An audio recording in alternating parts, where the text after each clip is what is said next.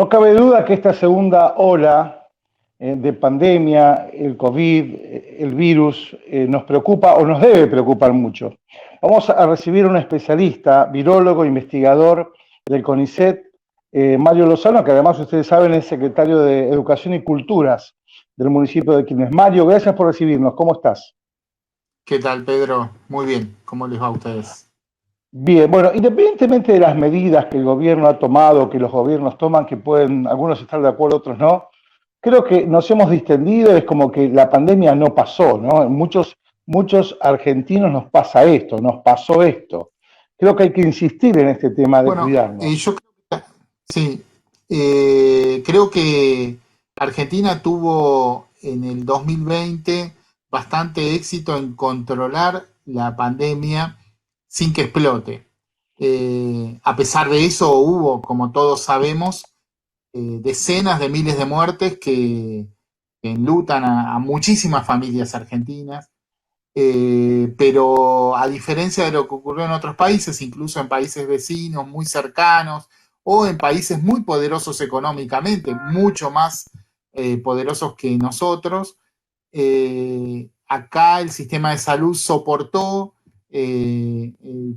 la gran cantidad de internaciones y de internaciones en terapia intensiva y necesidad de respiradores. No hubo ningún médico en Argentina, o en muy pocos casos. Hay algún caso que ocurrió en Jujuy, pero son muy puntuales, que tuvieron que decidir: a esta persona no le puedo dar el respirador, a esta sí, por falta por cantidad, ¿no? Y, y yo creo que eso hizo que mucha gente que no se vio directamente afectada por la enfermedad, sobre todo aquellas personas a los que la enfermedad por su edad las afecta menos, fueran relajando las condiciones de cuidado que tenemos que mantener. Y este inicio de la ola que se adelantó a nuestro invierno, que es la ola de la temporada fría, que todos esperábamos, lo clarifica, lo pone muy a la vista. Y además, digamos, tenemos la situación complicada de los países limítrofes. Tanto Chile como Uruguay, como Brasil y Paraguay están explotados con sistemas de salud casi al límite o ya superados. Están circulando las variantes eh, más virulentas, más contagiosas en esos países, que están provocando que incluso en Chile y en Uruguay, que tienen una gran campaña de vacunación, no puedan frenar la dispersión del virus. Y bueno, en esas condiciones ahora está empezando Argentina con el aumento vertiginoso de casos. Tenemos que volver a tener todos nosotros y todas nosotras el mayor de los cuidados para combatir a este virus, acompañando las medidas de gobierno, pero además participando activamente en esta lucha, ¿no? Bueno, a ver, algunos dicen la vacuna somos nosotros o dependemos de nosotros también, de lo que hagamos. Las preguntas simples, ¿no? Que a lo mejor hay que refrescar.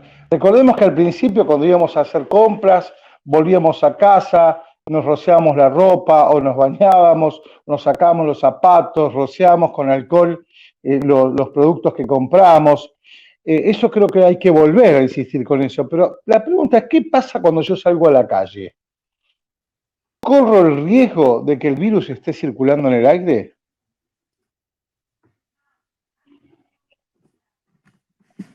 Mira, nosotros hemos aprendido muchísimo del virus durante el 2020. De hecho, hemos aprendido todo lo que sabemos, que antes no se sabía nada, porque el virus apareció en diciembre de 2019, recién en el mundo. Una de las cosas que se discutía antes, si el virus se transmitía por aire o no. Ya está demostrado ahora que sí, el virus se transmite tanto cuando nosotros tosemos y estornudamos y liberamos gotas grandes, gotas de líquido que podemos ver o que prácticamente podemos ver y que son pesadas y que caen sobre superficies y contaminan superficies, y por eso tenemos que lavarnos las manos y por eso tenemos que mantener algo de distancia en nuestras conversaciones con otras personas, pero también se transmite por unas microgotitas, por unas gotas muy, muy pequeñas que liberamos cuando respiramos, cuando hablamos. No necesitamos toser para liberarlas, y esas microgotitas se esparcen en el ambiente. Si nosotros estamos en un ambiente cerrado, esas microgotitas se acumulan porque no caen rápidamente, demoran unas 2, 3 horas en caer después de que nosotros las expulsamos respirando. Y por lo tanto se van acumulando, como se acumularía cualquier gas que nosotros liberamos con nuestra respiración. Y por esa razón se pide que los lugares cerrados en donde estemos en contacto con otras personas estén bien ventilados para que haya circulación de aire y el aire se renueve y nosotros evitemos respirar el aire que respiró otra persona. En un espacio abierto, esto ya se da de por sí, pero la probabilidad de infectarnos en un espacio abierto no baja al 0%. Es muy baja, pero podemos infectarnos. E igual Bien. tenemos que mantener lo otro, ¿no? El uso de barbijo, el cuidado con la distancia, todo eso hay que mantenerlo. Mario, la otra pregunta, ¿cuánto tiempo vamos a tener, en cuánto tiempo vamos a tener que convivir con este virus? Porque hay distintas opiniones al respecto. ¿Cuál es tu opinión?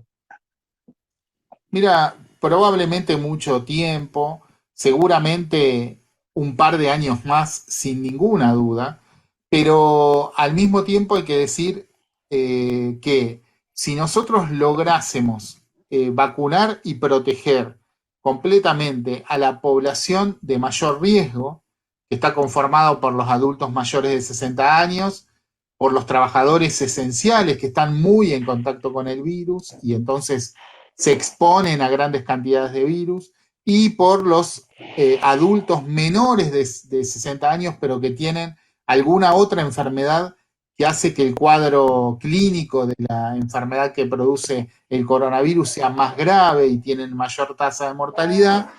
En todo este grupo, que es conformado en forma global, son unas 10, 12 millones de personas. Si lográramos vacunarlo, la tasa de letalidad del virus bajaría muchísimo. Se Bien, convertiría el virus en una enfermedad muy manejable. Y eso lo podríamos Mario, en pocos meses. Digamos. bien. Mario, en las últimas horas los gremios docentes de la educación pública especialmente están planteando de observar, de revisar el tema de la educación presencial y algunos consideran que habría que volver a lo virtual. Vos como secretario de Educación del municipio de Quilmes, ¿cuál es tu opinión? ¿O ustedes analizan esta posibilidad también? Sí, continuamente estamos controlando qué cantidad de esto que llamamos burbujas, de estos grupos de estudiantes y docentes, hay que cerrar en tanto en educación pública como privada para ver cuánto impacta la creación de estas burbujas en la transmisión. La verdad que lo que hemos visto es que la mayoría de las burbujas que se cerraron en la actualidad se cerraron por episodios que ocurrieron fuera de la escuela. Digamos, algún docente, alguna docente que estuvo en una fiesta, se contagió fuera de la escuela y entonces hubo que cerrar esa burbuja por contacto estrecho con la docente en los días previos de los estudiantes o las estudiantes. La escuela, la apertura de clases, todos lo sabemos, es un riesgo de transmisión para la transmisión epidemiológica del virus. Es un riesgo que asumimos porque estamos tratando de acompañar, de solucionar otro problema que es la salud de nuestros chicos, la posibilidad de que nuestros chicos queden, pierdan esa asociación con la escuela que es muy grave, que lo vimos en el 2020 como un problema, lo seguimos teniendo en el 2021 y no queremos que se agrave. Pero claro, eso es una decisión que va a ir cambiando de acuerdo a cómo progrese la pandemia. Pero la información que nos da la nación, la información que nos da la provincia, la decisión política de todas nuestras autoridades es que si tenemos que ir cerrando actividades, que la escuela sea de las últimas actividades que se cierre, porque lo que estamos viendo es que si se mantienen y se utilizan bien los protocolos de cuidado en las escuelas, no han sido las aulas escolares el potenciador de la distribución del virus, aunque pueden serlo si eso se relaja, ¿no?